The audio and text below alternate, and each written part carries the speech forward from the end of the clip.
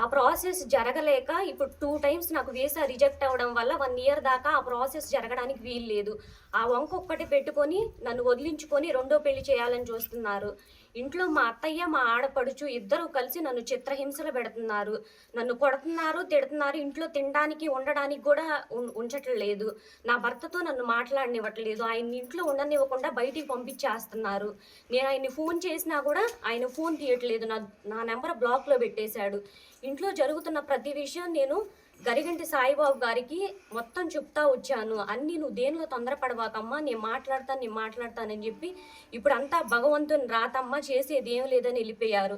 నేను మా పుట్టింట్లో ఉంటున్నాను 2 నెలల నుండి. మా అమ్మ నాన్నని తీసుకొని ఇక్కడికొచ్చాను. నేను రావడం చూసి తాళం వేసుకొని వెళ్ళిపోయారు.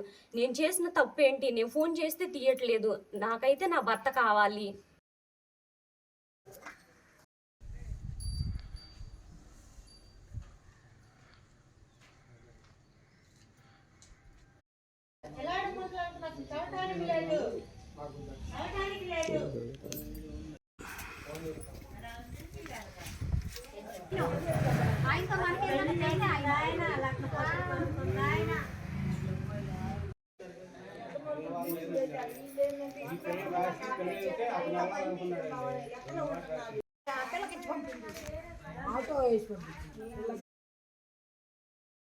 సమాచారం మా ప్రతినిధి సాయి అందిస్తారు. సాయి చెప్పండి, వాళ్ళ అత్తమామలు మొత్తం కూడా పరారీలో ఉన్నట్టు కూడా తెలుస్తోంది. ఆమె ఇంటి ముందే కూర్చొని ధర్నా చేస్తున్నట్టు కూడా తెలుస్తోంది. దానికి న్యాయం జరగాలి అని చెప్పి కూడా. అయితే దీనికి సంబంధించి పూర్తి వివరాలు ఏంటి? అత్తమామలు ఏ టైం అప్పుడు ఇంట్లో నుంచి వెళ్ళిపోయారు? అసలు నిజంగానే రెండో పెళ్లి చేయాలనుకుంటున్నారా సాయి? గౌతమి, గుంటూరు జిల్లా పొన్నూరు మండలం కట్టపూడి గ్రామానికి చెందినటువంటి మౌలిక అనే యువతిని ఆరమండ గ్రామానికి చెందినటువంటి గరికంటి మొగల్ బాబుతో వివాహమై 3 ఏళ్ళు అవుతున్నట్లు చెప్తున్నారు. అయితే ఈమె 3 సంవత్సరాలుగా కూడా తను ఆస్ట్రేలియా వెళ్ళాలి, MBA చదువుకున్నట్లు చెప్తుంది. అయితే ఆస్ట్రేలియాలో ఉద్యోగం కోసం అన్వేషణ చేస్తున్నట్లు, గత 2 సార్లుగా ఆమెకి వీసా కూడా రిజెక్ట్ అయినట్లు చెప్తుంది. అయితే వీసా రిజెక్ట్ అవటం, తను విదేశాలకు వెళ్లి ఉద్యోగం చేయలేనటువంటి పరిస్థితి ఉన్న నేపథ్యంలో అత్తింటి వారు వేధిస్తున్నారంటూ కూడా ఆమె ఆవేదన వ్యక్తం చేస్తుంది.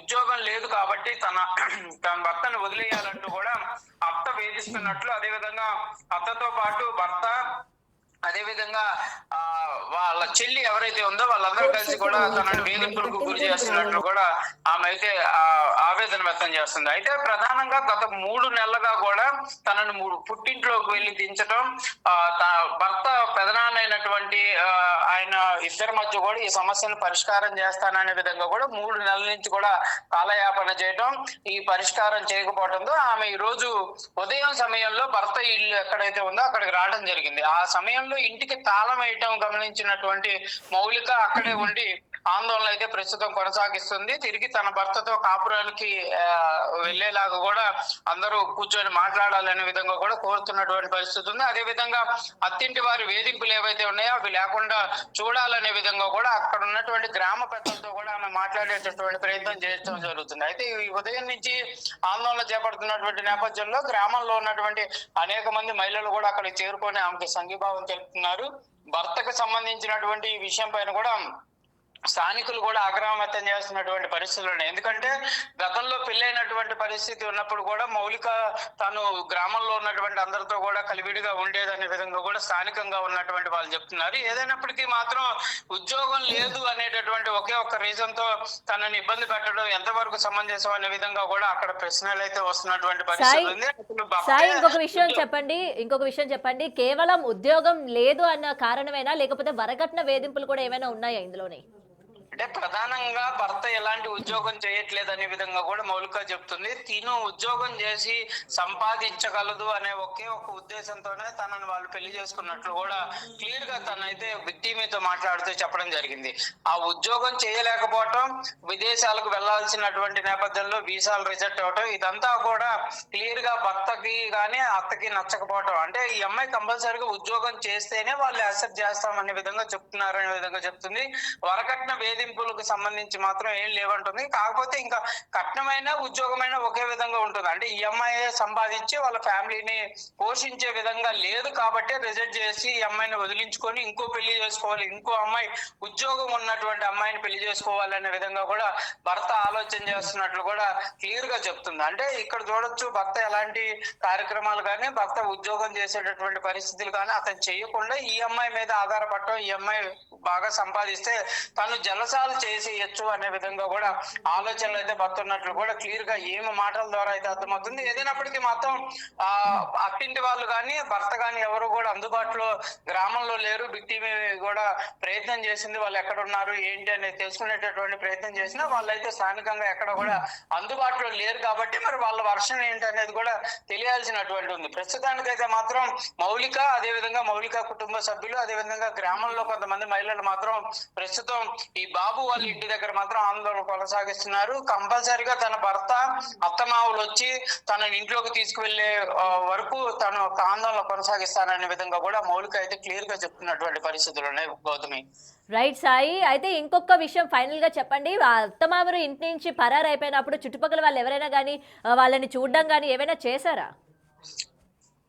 ఊట్లో అక్కడ ఉన్నటువంటి వాళ్ళు ఎవరు మాత్రం వాళ్ళు వెళ్ళిపోవటం కానీ ఆ తాళాలు వేసుకున్నటువంటి సిచ్యువేషన్ ఎవరు గమనించలేదనే విధంగా చెప్తున్నారు. అయితే గత కొద్ది రోజులుగా మాత్రం భార్యాభర్తల మధ్య ఘర్షణ ఉంది, అదంతా కూడా ఊర్లో వాళ్ళందరికీ తెలుసు అనే విధంగా చెప్తున్నారు. కాకపోతే ఊర్లో పెద్దలు కూడా మాట్లాడేటటువంటి ప్రయత్నం చేశారు. భర్త తరఫు వాళ్ళు మాత్రం వినేటటువంటి పరిస్థితుల్లో లేరనే విధంగా చెప్తున్నారు. ఈ అమ్మాయికి సంబంధించినటువంటి అంశాలు కొన్ని రోజులు మాత్రమే మేము గమనించాము. ఉన్న రోజుల్లో అందరితో మాట్లాడేది, తను ఏదో చదువుకున్న అమ్మాయి కాబట్టి విదేశాల్లో ఉద్యోగానికి సంబంధించి ప్రయత్నం చేస్తున్నా అనే విధంగా స్థానికులు చెప్పడం జరిగింది. ఇప్పుడు ఈ భర్త తరఫు చుట్టాలు కానీ భర్త తల్లి కానీ ఎవరైతే వాళ్ళు మాత్రం వెళ్ళిపోయినటువంటి పరిస్థితులు ఎవరికి తెలియదు అనే విధంగా చెప్తున్నారు. ఎక్కడన్నా స్థానికంగా ఉన్నటువంటి చుట్టాల ఇళ్ళలో ఏమైనా తలదాచుకున్నారనేటటువంటి కోణంలో కూడా ఆ అమ్మాయికి సంబంధించిన వాళ్ళైతే ఎంక్వైరీ చేస్తున్నప్పటికీ కూడా అసలు స్థానికంగా అందుబాటులో లేరు అనే విధంగా మాత్రం తెలుస్తున్నటువంటి పరిస్థితి ఉంది. ఏదైనప్పటికీ మాత్రం ప్రస్తుతం ఆందోళన కొనసాగుతుంది కాబట్టి మరి దీనిపైన పోలీసులు ఏమన్నా దృష్టి పెట్టి కేసు నమోదు చేసేటటువంటి పరిస్థితులు ఉంటాయా, లేకపోతే ఊరు పెద్దలే వాళ్ళని మాట్లాడేటటువంటి ప్రయత్నం ఏమైనా చేస్తారా అనేది చూడాలి. ఊరు పెద్దలు కూడా అదే ప్రయత్నం చేస్తున్నట్లు కూడా తెలుస్తున్నారు. ఎందుకంటే భార్యాభర్తలకు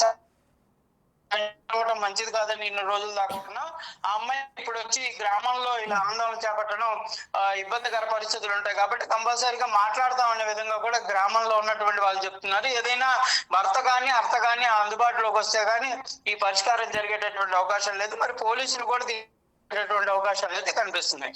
రైట్, థ్యాంక్ యూ సాయి. అయితే బ్రేకింగ్ న్యూస్ చూస్తున్నాం. గుంటూరు జిల్లా పొన్నూరులోని ఒక మహిళ ఆందోళనకి దిగినట్టు కూడా తెలుస్తోంది. తన అత్తమామలు ఆమెని ఉద్యోగం చేయాలి అని చెప్పి ఆమెను హింసిస్తున్నట్టు కూడా తెలుస్తోంది. అయితే దీనికి సంబంధించి ఆమె ఉద్యోగం చేస్తేనే ఇంట్లోకి తీసుకువెళ్తాము, లేకపోతే తన భర్తకి రెండో పెళ్లి చేస్తాము అని కూడా వాళ్ళ అత్తింటి వారు చెప్పినట్టు కూడా తెలుస్తోంది.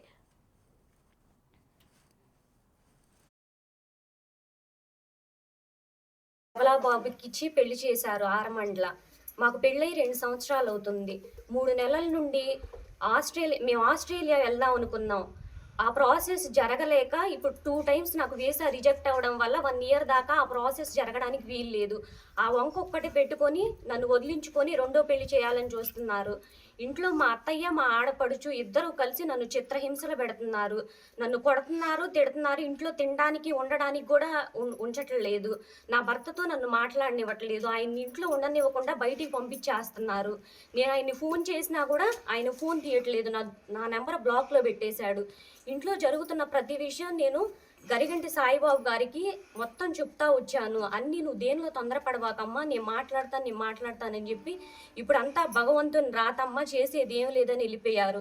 నేను మా పుట్టింట్లో ఉంటున్నాను 2 నెలల నుండి. మా అమ్మ నాన్నని తీసుకొని ఇక్కడికి వచ్చాను. నేను రావడం చూసి తాళం వేసుకొని వెళ్ళిపోయారు. నేను చేసిన తప్పు ఏంటి? నేను ఫోన్ చేస్తే తీయట్లేదు. నాకైతే నా భర్త కావాలి.